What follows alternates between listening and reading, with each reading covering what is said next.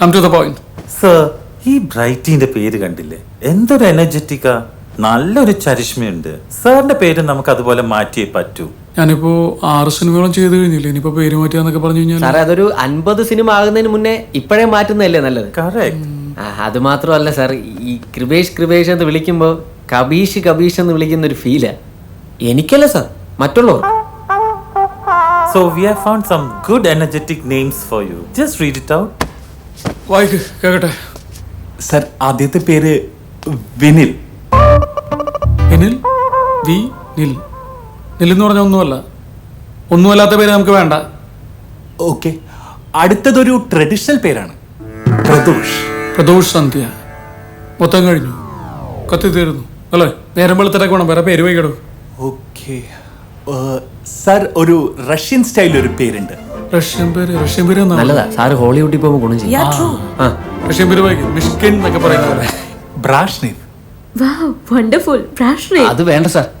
ഈ ബ്രാഷ്നേവ് എന്നുള്ളത് ഫാൻസുകാർ ചുരുക്കി ബ്രാക്കുട്ടപ്പൻ എന്ന് വലുതാക്കിയാൽ മൊത്തം കുഴപ്പമാവും. കട്ട് ചെയ്ത് വിട്ടാലോ? പറഞ്ഞു വിട്ടേക്കാം സാർ. ഇങ്ങോട്ട് താ, ഞാനിത് വായിക്കാം. അടുത്തൊരു പേര് ആക്രാന്ത്. ആക്രാന്ത് അല്ല സർ, ആകാന്ത്. ഇതൊരു കൂറപ്പേരാടോ. I told you now, ഇതൊന്നും സാറിന് ഇഷ്ടാവില്ല. The next name is energetic, exotic, fantabulous, Aghosh.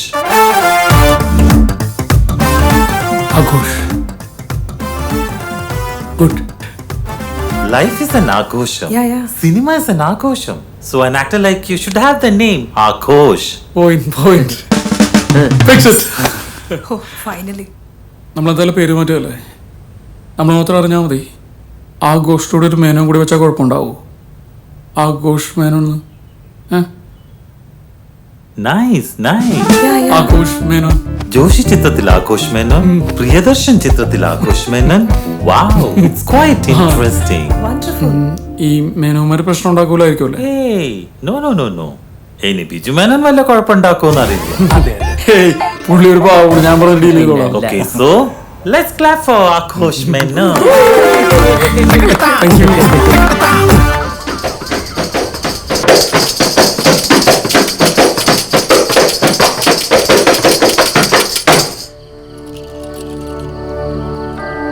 ദൈവമേ, ഈ മകന്റെ പ്രശ്നങ്ങളെ സ്വീകരിക്കണേ.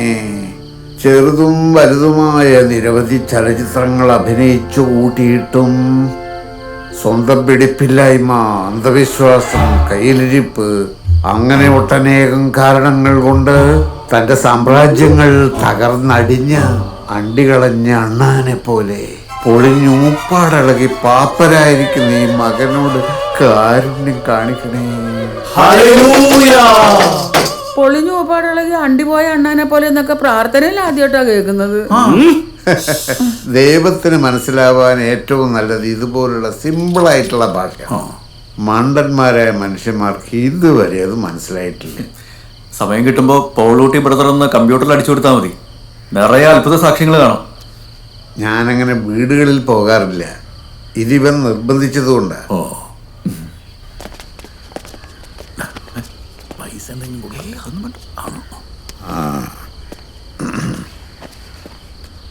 കൈവച്ചാൽ എനിക്ക് നെഞ്ചിൻ്റെ താളമളക്കാം. മോഹൻ ഒരുപാട് സൂക്ഷിക്കണം.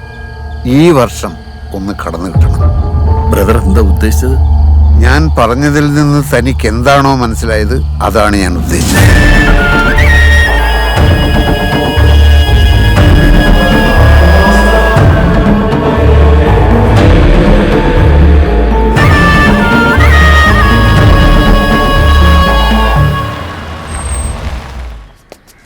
മോഹൻ, ആർസി എന്താടാ? നീ ആരുടെ ഗുണ്ടയോ അതോ പോലീസോ ക്ലബ്ബ് കയറി തല്ലുണ്ടാക്കാൻ? ഇവനറിയാലോ എന്താ ഉണ്ടായതെന്ന്. നീ ആയിരുന്നെങ്കിൽ അവന്റെ തലയടിച്ച് പൊളിച്ചേനെ. നോക്ക്, നീ ഒരു നടനാണ്, ഞാൻ ക്യാമറയുടെ പുറകിൽ നിൽക്കുന്ന ആളാണ്. ഒരു നടൻ കുറച്ചുകൂടി ഡിപ്ലോമാറ്റിക് ആവണം. ഡിപ്ലോമാറ്റിക്കോ കരിസ്മാറ്റിക്കോ എന്ത് വേണമെങ്കിലും ആവാം. രണ്ടുപേരും കൂടി പിടിച്ചെല്ലാം ഇങ്ങോട്ട് വന്നെന്തിനാന്ന് പറ. പറയാം. സിനിമ ഇറങ്ങിയ അന്ന് മുതൽ ഞാനും ഇയാളും നാട്ടുകാരും എല്ലാവരും വിളിച്ചു പറഞ്ഞു തനിക്കിതിനൊരു അംഗീകാരം കിട്ടുമെന്ന്. അങ്ങനെ ഉറപ്പായിരുന്ന ഒരു അവാർഡ് ആ തല്ല് കാരണം പോയി കിട്ടി. കഴിഞ്ഞ 10-12 ദിവസമായിട്ട് സ്റ്റേറ്റ് അവാർഡിൻ്റെ സ്ക്രീനിങ് ആയിരുന്നു. Jury chairman TK Naushad. ആരാതറിയാവോ? നീ അന്ന് വലിയ ആ ഹംസ രണ്ടത്താണിയുടെ അനിയൻ. നിന്റെ പേര് മികച്ച നടനുള്ള പരിഗണനയിൽ വന്നപ്പോൾ പയ്യെ പയ്യെ കയറൊട്ടിക്കാൻ തുടങ്ങി. നിന്റെ അഭിനയം നാടകമാണ്, റിയലിസ്റ്റിക് അല്ല, പിന്നെ ഏതോ ലോക്കൽ ബാർക്കറി അടിയുണ്ടാക്കി, ഇത് ക്യാരി ചെയ്യാൻ നീ അർഹനല്ല, അങ്ങനെ ഓരോ കട്ടാമുട്ടി കാരണങ്ങൾ. ഞങ്ങളിപ്പോ വന്നത് നിന്നെ സങ്കടപ്പെടുത്താനല്ല. ഒരു അവാർഡിലൊന്നും അത്ര വലിയ കാര്യമില്ല.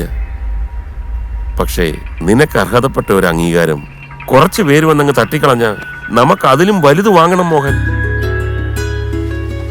ഈ സ്റ്റേറ്റിന് മുകളിൽ നാഷണൽ അവാർഡ് എന്നൊന്നുണ്ടല്ലോ. അവിടെ ഈ രണ്ടത്താണിക്കും നൗഷാദിനും ഒക്കെ എന്താ ചെയ്യാൻ പറ്റുമെന്ന് നമുക്ക് നോക്കാം. നമ്മൾ അലഞ്ഞവരാ, കഷ്ടപ്പെട്ടവരാ, സിനിമയെ മാത്രം സ്വപ്നം കണ്ടവരാ. ആ നമ്മളെ അടിച്ചതിന് മേലെ അടിച്ചാലൊന്നും തോൽപ്പിക്കാനാവില്ലെന്ന് ഉറക്കെ പറയാൻ ഒരു ശബ്ദം, അത് നമുക്ക് വേണം. അവസാന നിമിഷത്തെ ഭാഗ്യക്കേട് എൻ്റെ കൂടെ പിറപ്പാ. നിങ്ങൾ വെറുതെ ഒന്നിനും ശ്രമിക്കണ്ട, ഞാനിങ്ങനെയൊക്കെ തന്നെ കഴിഞ്ഞോളാം. സാറേ, ഇതേപോലത്തെ റോള് എപ്പോഴൊന്നും കിട്ടുന്നതല്ലല്ലോ. നമുക്കിത് അപ്ലൈ ചെയ്യണം സാറേ. മോളെ, നീ ഇതിന്റെ പ്രൊസീജിയേഴ്സും ഫോർമാലിറ്റീസും ഒക്കെ ഒന്ന് ഗൂഗിൾ ചെയ്ത് നോക്കിയേ. ഓക്കെ, ശരി.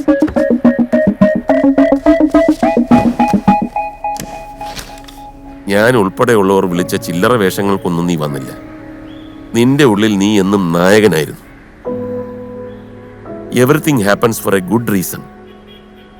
തനിക്കിത് വേണമെങ്കിലും വേണ്ടെങ്കിലും തന്റെ ഉയർച്ചയും നന്മയും ആഗ്രഹിക്കുന്നവരെന്ന നിലയിൽ ഞങ്ങൾ ഇത് അപ്ലൈ ചെയ്യും. എടോ, താൻ ഇത് അർഹിക്കുന്നുണ്ട്. അതുകൊണ്ടാണ് ഞങ്ങൾ ഇങ്ങനെ ഇടിച്ചു നിൽക്കുന്നത്. അങ്കിൾ, ആ നോക്കിയോ? ജാനുവരി 25th നാളെയാണ് ലാസ്റ്റ് ഡേറ്റ്. നാളെയോ? The entry should be submitted on or before 25th January 5 PM in the National Film Award Committee Office, New Delhi. എന്ന് പറഞ്ഞാൽ ഇനി 24 മണിക്കൂർ പോലും ഇല്ലല്ലോ. ഞാൻ പറഞ്ഞില്ലേ, എന്റെ ഏത് കാര്യം ഇങ്ങനെയൊക്കെ തന്നെയാ. സാറേ, 24 മണിക്കൂറേ ഉള്ളൂ എന്നല്ല, 24 മണിക്കൂർ ഇനി ഉണ്ടല്ലോ എന്ന് വിചാരിച്ചുകൂടെ? നമുക്കൊന്ന് ആഞ്ഞു പിടിക്കാം സാറേ. സാർ അത്രയ്ക്ക് ഗംഭീരമായിട്ട് അഭിനയിച്ചു വെച്ചിട്ടില്ലേ? പിന്നെന്താ? പ്രകാശേ, നീ ആ പ്രൊഡ്യൂസറെ ഡയറക്ടറെ വിളിച്ചിട്ട് അതിനുള്ള ഏർപ്പാട് എന്താ വെച്ചാൽ നോക്ക്.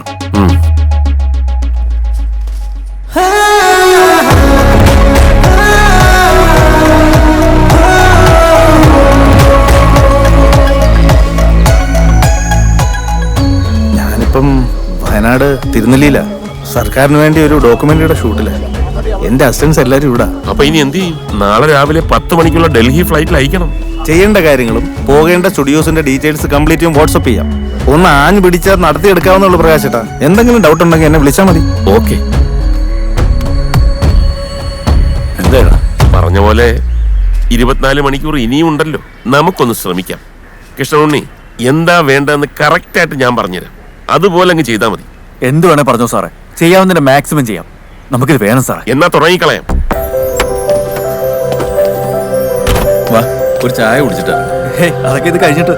അല്ല, സാറ് വരുന്നില്ലേ? ഇല്ലടാ, ഞാൻ ഇന്നലെ ഒട്ടും ഉറങ്ങിയിട്ടില്ല. ഇത് തന്നെ ആലോചിച്ച് ഇങ്ങനെ കിടക്കുകയായിരുന്നു.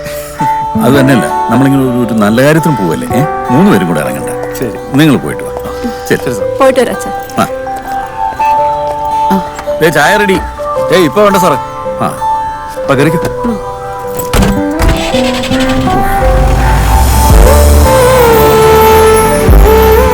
ഇന്ന് തിരക്കുള്ള ദിവസമായിരുന്നു. ഇപ്പൊ ഇതല്ല പ്രധാനം. വൈകിട്ടൊരു പെണ്ണുകാണലുണ്ടായിരുന്നു, അത്രേ ഉള്ളൂ. ഇതെങ്കിലും നടക്കൂ. ആ, നടക്കാത്ത കുറച്ചുകൂടി നല്ലത്. അതെന്താ? നമ്മുടെ ഷോ ഒന്ന് ഹിറ്റായി കഴിഞ്ഞാലേ പിന്നെ പ്രപ്പോസൽസിന്റെ ബഹളായിരിക്കും. നോക്കിക്കോ. അങ്ങനെ TV ഷോ ഒക്കെ കണ്ട ആ ഒരു എക്സൈറ്റ്മെന്റ് വരുന്ന ആൾക്കാരെയൊന്നും അവരൊന്നും നമുക്ക് കണ്ട. ഉവ്വേ, നമുക്ക് കാണാം. രാവിലെ തന്നെ ഊതിക്കലാണല്ലോ. എല്ലാ പേപ്പറും സാറിനെ കാണിക്കാം. ഊതിക്കലല്ലോ, ഒരു ചെക്കിംഗ് ഉണ്ടേ. ആ, നാളെ റിപ്പബ്ലിക് ഡേ ആയതുകൊണ്ട് നടത്തുന്ന ചെക്കിംഗ് ആണ്. സഹകരിക്കണം. എവിടേക്കാ പോണേ? എയർപോർട്ടിലേക്കാ, കുറച്ച് ധൃതി ഉണ്ടേ. എന്താ അത്? ഇത് കൊറിയർ ഇത് അയക്കാൻ വേണ്ടിട്ടാ. ഓക്കെ, ഇറങ്ങണോ? ഇറങ്ങണ്ട.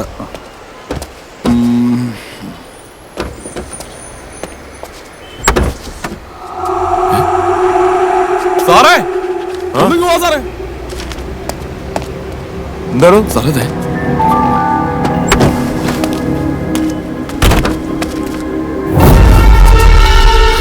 എന്താട്?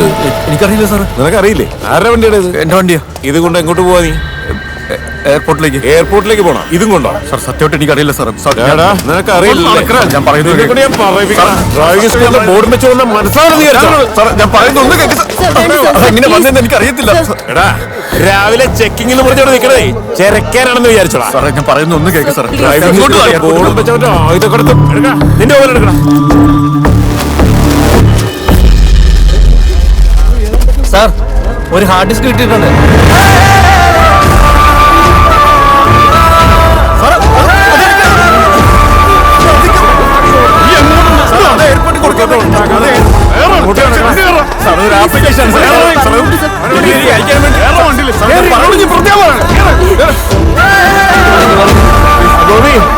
ആ വീഡിയോ സ്റ്റില്ലൊക്കെ എടുത്തോ സാർ. ആളുകളൊക്കെ അങ്ങോട്ട് ഒതുക്കി നിർത്ത്.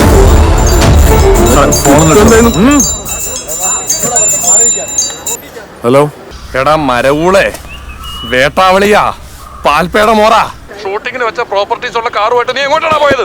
10 മണിക്ക് മുമ്പ് ആ സാധനങ്ങളുമായിട്ട് ലൊക്കേഷൻ എത്തിയില്ലെങ്കിൽ ഡയറക്ടർ എന്നെ തെറി പറഞ്ഞു കൊല്ലും. സാറേ സിനിമയിലെ പ്രൊഡക്ഷൻ കൺട്രോളറാ, എന്റെ അമ്മായിയുടെ മോനാ. നീ എപ്പോ വരൂന്ന് പറയണം. എന്താടാ മിണ്ടാത്തെ? എന്റെ സ്വഭാവം നീ അറിയാം. എന്താടാ?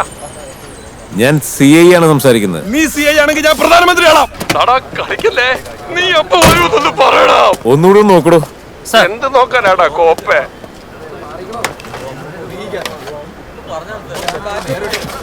സാറേ ഇത് ഡമ്മിയാ സാറേ.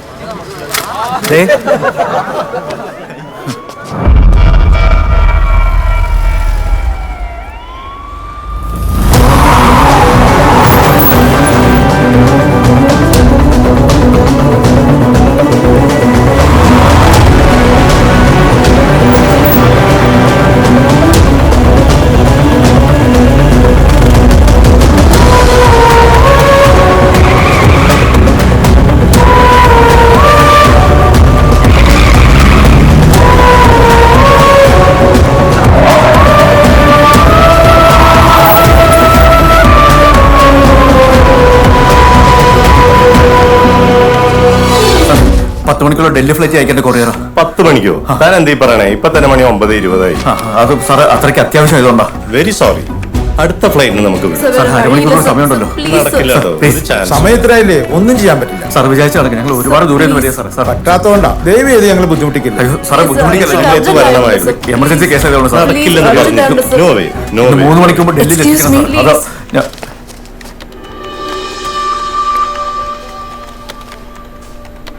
എന്നെ ഓർമ്മയുണ്ടോ?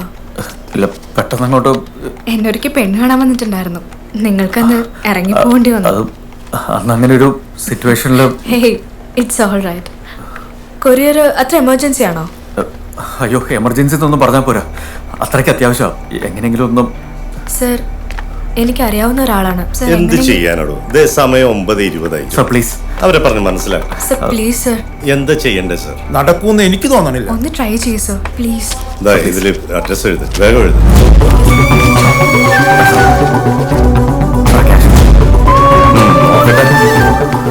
ആന്റണിയോട് പറഞ്ഞാൽ മതി. Okay sir. വഴക്ക് കിട്ടും, അതോടൊപ്പം. ഇനിയൊന്നുമില്ല, അത്രേ ഉള്ളൂ. Thank you sir. Thank you sir. ശരി, അത് പോയിക്കോളൂ. താങ്ക്സ്. എന്താ ആപ്ലിക്കേഷനാന്ന് എനിക്ക് അറിഞ്ഞൂടാ. എന്തായാലും കിട്ടട്ടെ. Thank you.